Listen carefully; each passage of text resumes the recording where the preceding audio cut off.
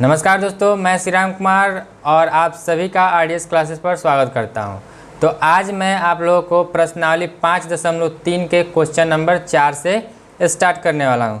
तो देखिए question number 4 क्या है आप लोगों का। कह रहा है कि 636 प्राप्त करने के लिए AP 9, 17, 25 के कितने पद लेने चाहिए, यानी कि इसमें कितने पद ले कि उसका योग 636 आ जाए। ठीक है, तो 636 जो हो जाएगा ये आपका SN हो जाएगा, यानी कि SN बराबर हो जाएगा 636। अब इस समांतर श्रेणी से यानी AP से A मिल जाएगा, A बराबर 9 और D बराबर हो जाएगा A2 माइनस A1 और ये हो जाएगा A2 हो जाएगा 17 और माइनस 9, यानी कि A आ गया 8, D आ गया 8। ठीक है, अब क्या करते हैं कि यहाँ से हमें n निकालना है। तो n निकालने के लिए SN का फॉर्मूला यूज करेंगे। तो SN बराबर n/2 into 2A plus n minus 1 into D, ये फार्मूला यूज करेंगे।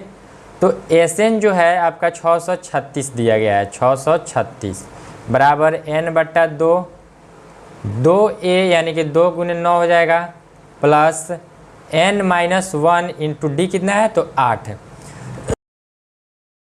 तो ये क्या हो जाएगा 8। ठीक है, अब फिर 636 बराबर n/2 और इसको गुना कीजिएगा तो 2 9 18 हो जाएगा प्लस 8 से n में और माइनस 1 में गुना कीजिएगा तो ये हो जाएगा 8n माइनस 8। फिर क्या करना है कि 636 बराबर n/2 हो जाएगा। अब यहाँ पे देखिए तो इस 8n को यहाँ पे लिख देते हैं। अब 18 माइनस 8 कीजिएगा तो ये क्या हो जाएगा प्लस 10। ठीक है, अब क्या करते हैं कि 636 बराबर अब n/2 से 8n में भी गुना करेंगे और n/2 से 10 में भी गुना करेंगे।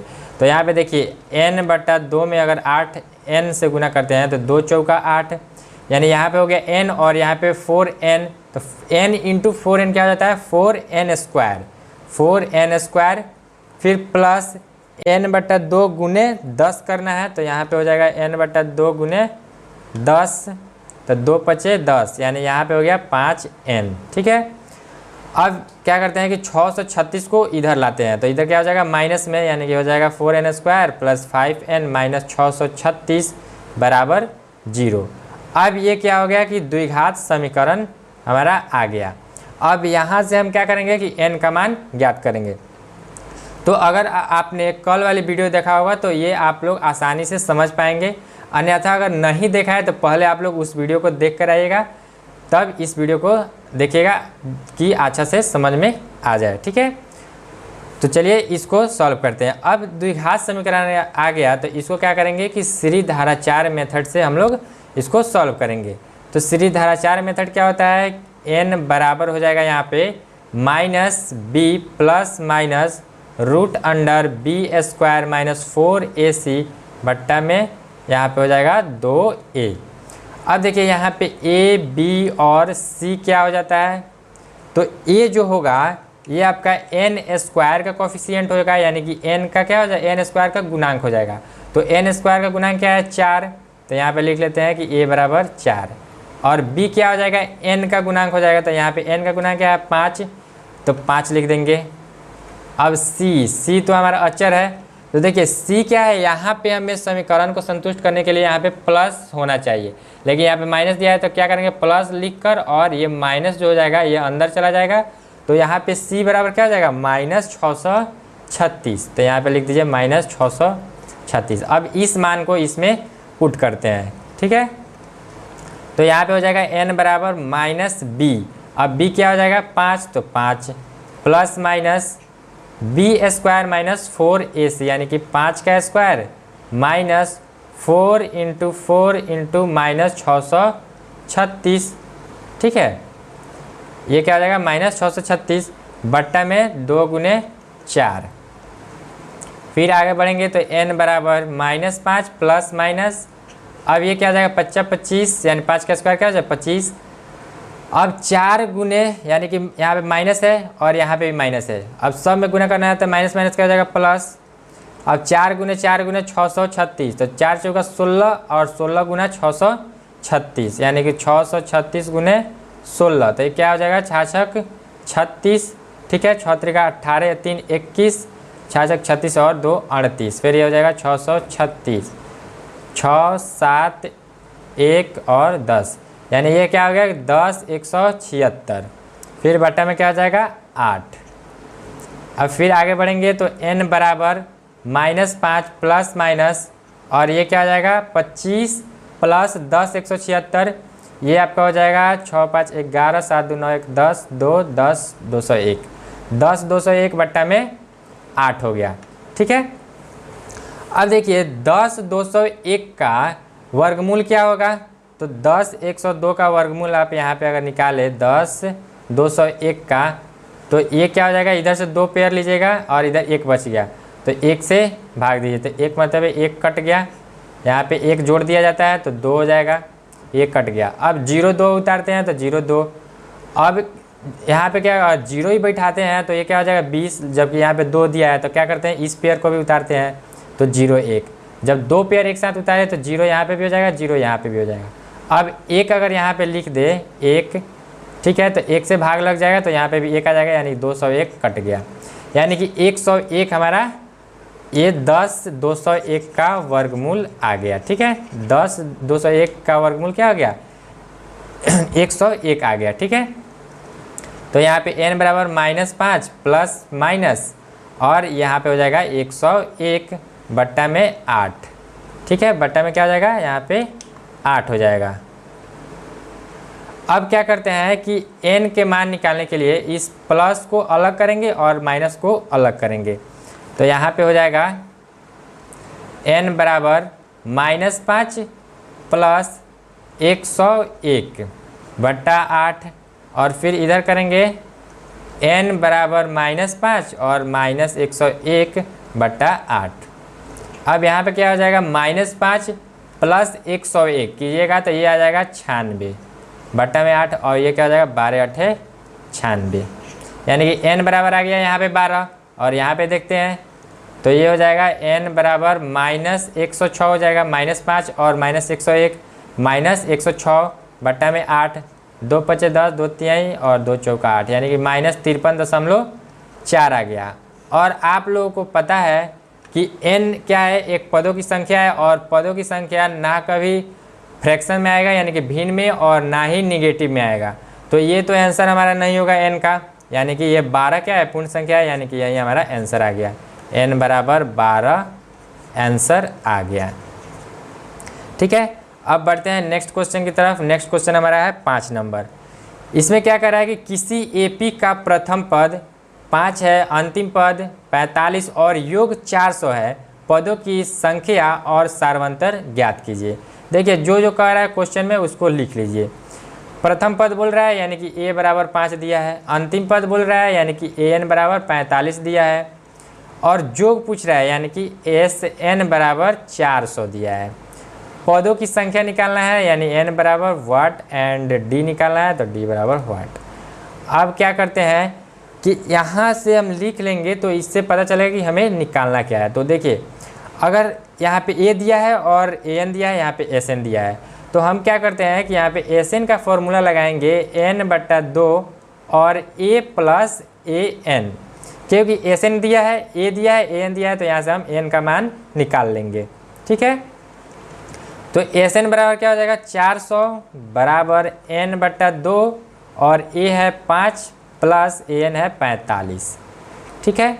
अब यहाँ से हो जाएगा 400 बराबर n/2 गुने 5 और 45 50 हो जाएगा, और 2 से कटा दीजिए तो 25 मरतबे कट जाएगा, यानी कि ये हो गया 400 बराबर 25n।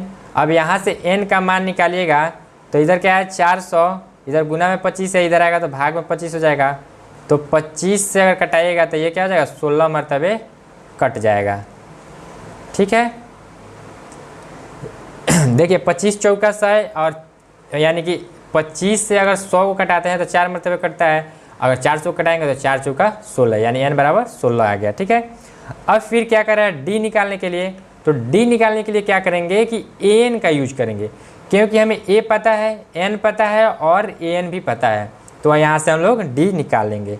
तो यहाँ पे लगाते हैं ए एन बराबर A plus N minus 1 into D. अब ए एन जो है 45 है, तो 45 बराबर ए 5 है, तो 5 प्लस एन हमने निकाला 16 माइनस 1 और डी हमें निकालना है, तो डी लिख देते हैं। फिर यहाँ से हो जाएगा 45 बराबर 5 प्लस 15 डी। अब इस 5 को इधर भेजेंगे तो ये क्या हो जाएगा 45 माइनस 5 बराबर 15 डी। ठीक है, अब 45 माइनस 5 तो ये हो जाएगा 40 बराबर 15 डी। फिर यहाँ से डी निकालिएगा तो डी बराबर क्या हो जाएगा 40 बट्टा में 15, 5 अट्ठे 40, 5 तिहाई 15, यानी कि यहाँ से हो जाएगा डी बराबर 8/3। यही आपका आंसर आ गया। ठीक है, चलिए बढ़ते हैं फिर नेक्स्ट क्वेश्चन 6 नंबर। किसी एपी के प्रथम और अंतिम पद क्रमशः 17 और 350। क्रमशः का मतलब क्या होता है कि जो यहाँ पे पहले बोला गया है वहीं आपका यहाँ पे भी पहले होगा। यानी प्रथम बोला गया है तो यानी कि प्रथम यहाँ पे 17 है, अंतिम पद तो अंतिम पद आपका 350 हो जाएगा। ठीक है, यदि सार्वंतर 9 है तो इसमें कितने पद हैं और इनका योग क्या है। तो लिख लेते हैं पहले क्या क्या दिया है। तो प्रथम पद दिया है 17 लिख लिए, फिर अंतिम पद दिया है यानी ए एन बराबर 350 और डी दिया है आपका 9। ठीक है, अब यहाँ से हमें निकालना है एन और एस एन निकालना है। ठीक है, तो देखिए यहाँ पे क्या दिया है, ए दिया है, डी दिया है, ए एन दिया है, तो हम क्या करते हैं यहाँ से एन का मैं वैल्यू निकाल लेता हूँ। ठीक है, तो ए एन बराबर हो जाएगा A plus N minus 1 into D.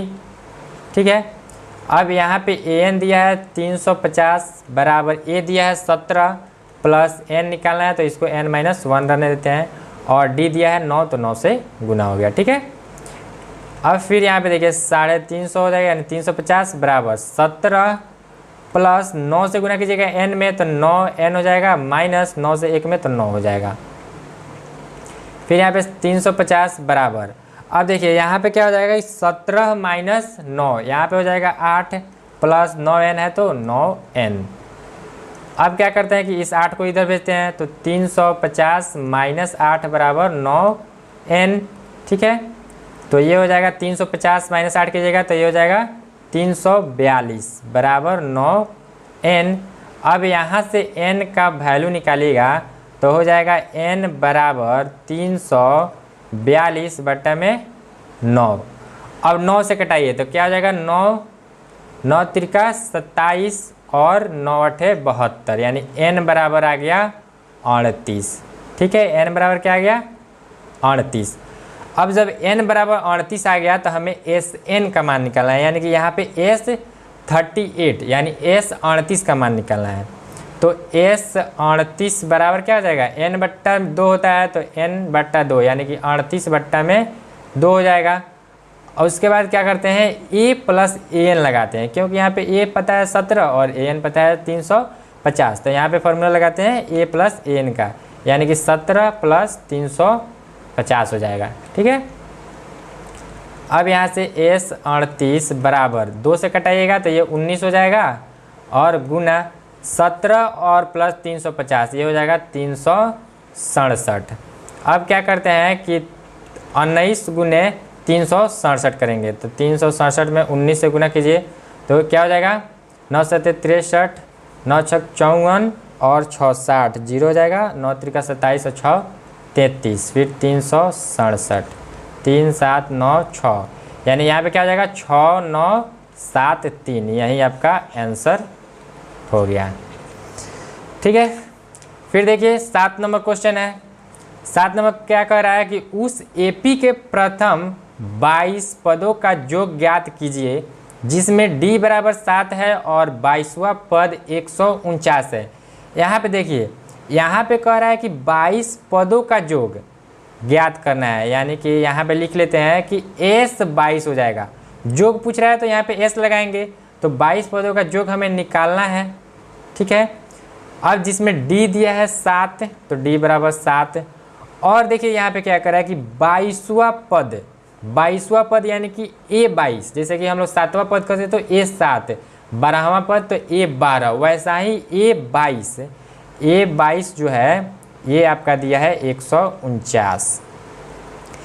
अब देखिए इसको अगर हम सॉल्व करते हैं इसको, ठीक है, तो देखिए इसको कैसे सॉल्व करेंगे। A22 को हम लोग क्या लिख देंगे, A + 21 × D यानी 21D, और ये बराबर लिखेंगे 149 के।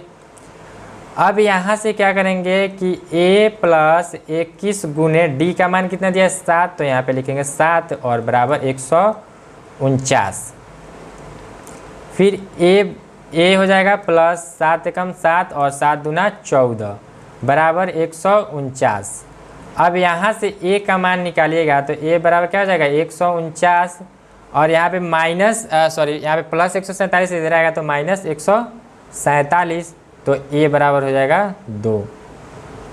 अब देखिए यहाँ पे हमने क्या किया, पहले A का मान निकाला, ठीक है, तभी तो हमें क्या करना है, S22 का मान हम लोग निकाल पाएंगे। तो यहाँ पे हमने A का मान निकाल लिया, D का मान निकाल लिया और A22 हमें पता चल गया, ठीक है। अब यहाँ पे देखिए, फिर यहाँ पे ऊपर ही बनाते हैं, तो देखिए यहाँ पे क्या है कि S22 है और यहाँ पे क्या है A22 है, यानी हम लोग इस फॉर्मूला का यूज कब करते हैं, Sn बराबर n/2 × A + AN। इस फार्मूला का हम लोग यूज तब करेंगे जब यहाँ पे n और यहाँ पे n क्या है बराबर हो। तो यहाँ पे तो S22 है, तो S22 है यहाँ पे, और यहाँ पे an के जगह पर क्या है, तो an के जगह पर क्या है A22, यानी कि दोनों क्या है बराबर है, तो हम लोग इस फार्मूला का यूज करेंगे। तो यहाँ पे n के जगह पर क्या आ जाएगा 22, तो 22/2, और a कितना आ गया है 2 प्लस an आपका है यानी A22, an के जगह पर क्या है A22, क्योंकि हम लोग S22 निकाल रहे हैं, तो यहाँ पे क्या आ जाएगा 149। अब S22 बराबर क्या हो जाएगा, 2 से कटा दीजिए तो 11, और गुने ये हो जाएगा 151। अब 11 × 151 करना है, तो 11 × 151 कीजिए कितना आता है, तो 11 × 11, 11 × 5 = 55 और 1 56 हो जाएगा, 11 × 11 = 5 16 हो जाएगा, यानी कि S22 बराबर आ गया 1661, ठीक है। चलिए बढ़ते हैं अब नेक्स्ट क्वेश्चन की तरफ। नेक्स्ट क्वेश्चन है 8 नंबर, ठीक है। कह रहा है कि उस AP के प्रथम 51 पदों का योग, देखिए यहाँ पे 51 पदों का योग ज्ञात करना है, सेम क्वेश्चन है, जिसके दूसरे और तीसरे पद क्रमशः 14 और 18 हैं। चलिए इसको देखते हैं। अगर आपको यहाँ तक समझ में आ गया होगा तो वीडियो को लाइक कीजिएगा। चलिए बढ़ते हैं अपने क्वेश्चन की तरफ। तो ये क्या कर रहा है कि 51 पदों का योग, यानी कि यहाँ पे हो जाएगा S51 हमें निकालना है, ठीक है। अब क्या कर रहा है कि जिसके दूसरे और तीसरे पद, यानी कि दूसरे पद को क्या लिखेंगे A2 बराबर 14 हो जाएगा, और तीसरे पद यानी A3 बराबर हो जाएगा 18, ठीक है। अब इसको अगर हम चाहे तो लिख देंगे A2 को A + D बराबर 14 लिख सकते हैं। उसी तरह A3 को क्या लिख सकते हैं A + 2D, और ये बराबर लिख सकते हैं 18 के, ठीक है।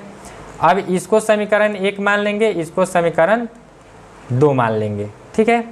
अब फिर यहाँ पे लिखिए कि समीकरण 2 में से समीकरण 1 को घटाने पर, समीकरण 1 को घटाने पर, ठीक है, यानी कि हमें क्या करना है कि समीकरण 2 में से समीकरण 1 को घटाना है।